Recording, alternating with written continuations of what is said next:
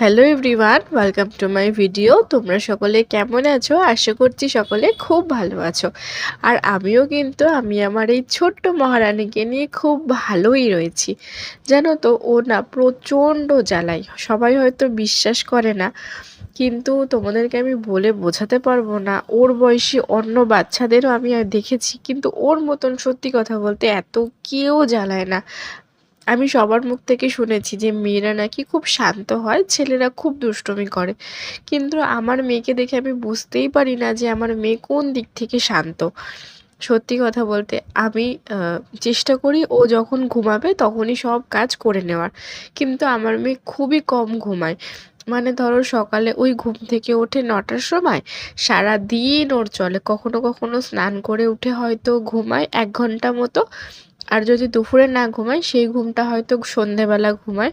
ওই সারাদিনেও ১ ঘন্টা ১ থেকে ১.৫ ঘন্টা মতো ঘুমায়। এর বেশিও ঘুমায়ই না। আমি যাকেই বলি সেই শুনে অবাক হয়ে যায়। জানো তো, ও কিছু কিছু দিন তো সারাদিনই ঘুমায় না। তখন যে আমার কি কষ্ট হয় তোমাদেরকে আমি কি বলবো। ওর বাবা তো সকালবেলায় মর্নিং ডিউটিতে যায়। এখন বেশিরভাগ দিনই ওর বাবা মর্নিং ডিউটিতেই যায়। তো আমি না কি করি জানো, তখনই ৫টার সময় উঠে সমস্ত সংসারের কাজ করে নিই, বাসি কাজগুলো। আমি তো চেষ্টা করি প্রত্যেকদিন রাতেই সব বাসন মেজে শোয়ার, তাহলে সকালে উঠে কষ্টটা হয় না। জানো তো, একার সংসারে না প্রচণ্ড কষ্ট হয়। সবাই ভাবে যে একটা ছোট্ট বাচ্চাকে নিয়ে আর একটা বরকে নিয়েই তো থাকি, সংসারের কী এমন কাজ। কিন্তু তোমরা বিশ্বাস করবে না, যারা ওই ছোট্ট বাচ্চা আর বরকে নিয়েই থাকে না, তাদের সংসারেই বেশি কাজ থাকে। কারণ যাদের সংসারে অনেক লোক থাকে তাদের তো সংসারের কাজগুলো ভাগাভাগি করা থাকে, তাই না? এর জন্য তাদের কষ্টটাও কম হয়। দেখো, আমি এখানে কাটাকুটি করছিলাম আর সঙ্গে সঙ্গে আমার মেয়ে কাপটা ফেলে ভেঙেও ফেললো। ও যে সারাদিনে এইরকম কত কাজ করে সারাদিনে, মানে আমি গুনেও শেষ করতে পারবো না। কি করব বলো? আমি মাঝে মাঝে এটাই ভাবি যে ও ছোট্ট বাচ্চা মানুষ, এখন দুষ্টুমি করবে না তো আর কখন করবে? আর বড় হয়ে গেল ও তো তখন বুঝতে শিখে যাবে, তখনকার এই দুষ্টুমিগুলো করবে। এখনও বুঝতে পারে না বলেই দুষ্টুমিগুলো করে।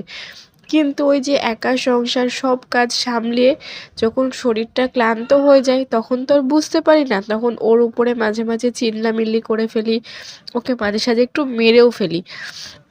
মেরে ফেলি বলতে কি বলো তো, তোমরা আবার সবাই ভেবো না এটা যে আমি ওকে খুব জোরে মারি।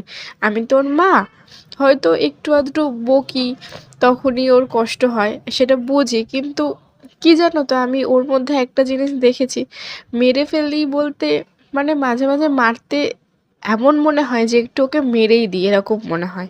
মানে মারি কেন মনে হয় যে ও যখন এত দুষ্টুমি করে আর আমার যখন খুব শরীর খারাপ হয় তখন আমি ওকে বোঝাতে পারি না তো।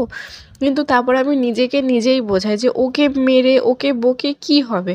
ও তো ছোট্ট একটা বাচ্চা, তাই না? ও তো ওরও তো জীবনে কেউ নেই আমি ছাড়া। ও তো বাড়িতে সারাক্ষণ আমার সাথেই থাকে। ওর জন্য তো ওর সাথেও তো খেলা করতে হবে আমার, তাই না? নাহলে ও কার সাথে সময় দেবে বা ওর সাথে কে খেলবে? এইসব ভেবে ওকে বকি না, মারি না, চুপ করে যাই। ভাবি কি থাক দুষ্টুমি করুক, বড় হলে তো আর করবে না। কিন্তু ওই একটা কথায় সংসারের সমস্ত কাজ ভাবে তো যে সবাই কি এমন কাজ থাকে, কিন্তু বিশ্বাস করো এই কাজগুলো করতে গিয়েই না আমি হাঁপিয়ে পড়ি। সকালবেলা উঠে ঘর ঝাড় দেওয়া থাকে, বাসন মাজা থাকে, ঘর মোছা থাকে, ঠাকুরকে খেতে দেওয়া থাকে, স্নান করা, রান্না করা, আমার সোনামাটাকে টাইম মতো খাওয়ানো, সব কিন্তু মানে কেউ ভেবো না যে অল্প কাজ। সবাই জানে যারা একটা ছোট্ট বাচ্চাকে মানুষ করছে একা, তাদের কতটা কষ্ট হয়। জানো তো, অন্য দিনগুলো তাও তো কেটে যায়, কিন্তু যেই দিনগুলো আমার খুব শরীর খারাপ হয় সেই দিনগুলো যেন আমি কিচ্ছু করে উঠতে পারি না। মনে হয় যেন সবাই চলে যাচ্ছে, আমার কোনো কাজই হচ্ছে না। সত্যি কথা বলতে সিজার হওয়ার পর থেকে না আমার শরীরে অত্যাধিক মানে বলতে পারো বেশিরভাগ দিনই আমার শরীর খারাপ হয়। কি করব জানি না। এটা আমার মতো কার কার হয় একটু কমেন্ট করে জানিও তো। দেখো, আমি কিন্তু এখানে রান্না করছি। আর আজকে না আমার একটু ঘুম থেকে উঠতে দেরি হয়ে গেছিলো, ওই ৮টা বেজে গেছিলো। আর যখনই আমি মেয়ের সাথেই ঘুম থেকে উঠি না, সেই দিনগুলো আমার সব থেকে বেশি কষ্ট হয়। কারণ ও তো সারাদিন আমার এখন ওর সাথে মানে ও যত বড় হচ্ছে না তত কি হচ্ছে বলো তো, সারাদিন আমার সাথেই থাকছে, আমার কোলে কোলেই থাকছে, আর নাহলে আমাকে ওর সাথে খেলতে হচ্ছে, নাহলে ওকে নিয়ে ঘুরতে যেতে হচ্ছে। ও একা একা একটুও এখন থাকতে চায় না। এর জন্য আমার খুব কষ্ট হয়। এর জন্য আমি চেষ্টা করি ও ঘুম থেকে ওঠার আগে সব কাজ করে নেওয়ার। আগে না, মানে এই কদিন আগেও ওকে নিয়ে রান্নাটা করতে পারতাম, কিন্তু যত দিন যাচ্ছে ও তত দুষ্টুমিগুলো বাড়ছে। তোমরাই দেখো, ও এখন গ্যাসের উপর উঠছে।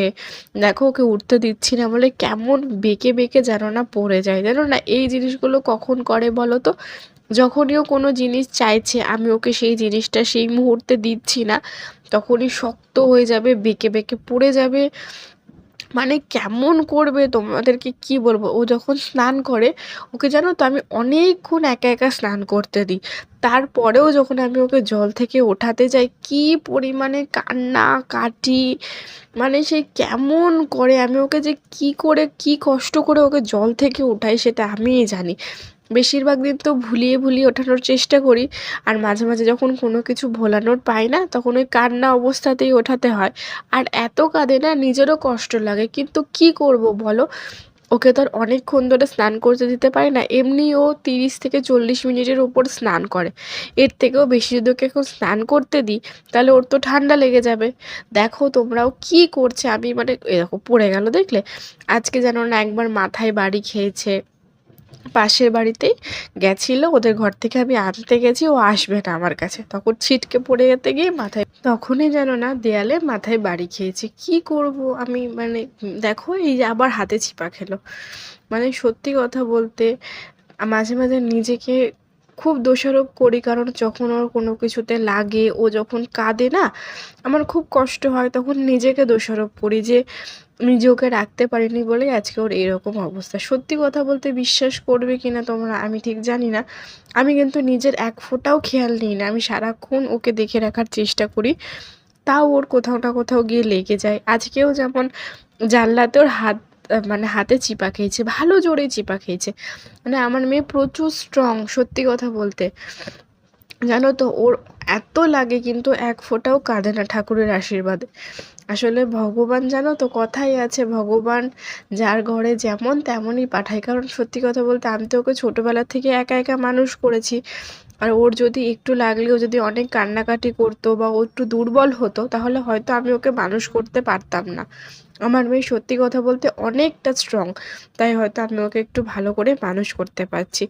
আমি ওকে এত দেখে রাখি, তাও ওর লাগে, কিন্তু ঠাকুরের আশীর্বাদে ওকে আমার বড় মা, আমার গোপাল, রাধা সবাই ওকে আগলে রাখে সবসময়। আমি এটাই মনে করি, কারণ আমি একা ওকে যেভাবে মানুষ করেছি বাড়িতে সারাক্ষণ একা একা রেখে দিয়ে, অনেক বাচ্চার অনেক লাগে, অনেক কিছু হয়, কিন্তু ওর সেরকম তুলনায় সত্যি কথা বলতে ঠাকুর ওকে এতটাই আগলে রেখেছে, ওর লাগে না অতটা।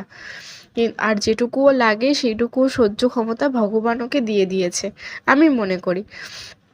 দেখো কত জ্বালাচ্ছে, এইমাত্র এই জুসারের ওটা হাতে চিপা খেলো। দেখো একটুখানি কাঁদলো, আবার আমি ওটাকে বকলাম, ও চুপ করে গেল। আমার আমার লক্ষ্মী মেয়ে, সত্যি কথা বলতে ও।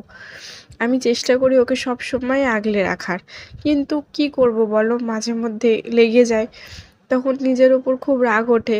ও যখন ঘুমায় না, আমি ওর দিকে তাকিয়েই থাকি, আমার খুব কষ্ট হয় যে ওর আমার জন্য লেগেছে। বা হয়তো যখন আমি রেগে যাই, রেগে গিয়ে ওকে সরিয়ে দিই, ও যখন আমার কাছে জড়িয়ে আসে না, আমার সত্যি কথা বলতে জীবনে, আমার জীবনে এমন কেউ নেই যে আমি রাগ করে থাকবো, না খেয়ে থাকবো, বা আমি কাউকে অনেক বাজে বাজে কথা বলবো, তারপরেও সে ঘুরে ফিরে আমার লাইফে আসবে। কিন্তু আমার মেয়ে সত্যি কথা বলতে, ওকে আমি মাঝে মাঝে খুব বকি, ও মুখ ঘুরিয়ে কাঁদে, তারপরে আবার আমার কাছে এসে জড়িয়ে ধরে।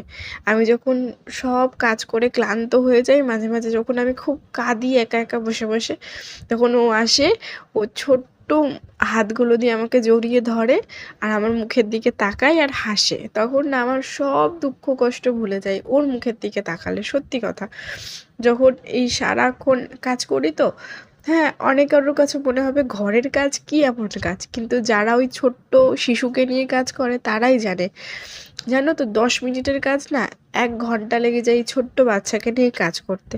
তার মধ্যে যদি সেই বাচ্চা খুব পরিমাণে জ্বালায়, তাহলে সেই সেই বাচ্চার মার তো তুলনাই হবে না। আমার মেয়ে খেতে গেলে এত পরিমাণে কাঁদে, আমি তোমাদের সাথে শেয়ার করব একদিন। সত্যি কথা বলতে মাঝে মাঝে সকালবেলা ঘুম থেকে উঠে ভাবি যে ডেইলি ব্লগ তোমাদের সাথে শেয়ার করব, বাট ওকে নিয়ে আমি যে কি করে আমি কাজ করি আমি তোমাদেরকে বলে বোঝাতে পারবো না। তো আমি ভিডিওটা কিভাবে করব বলো?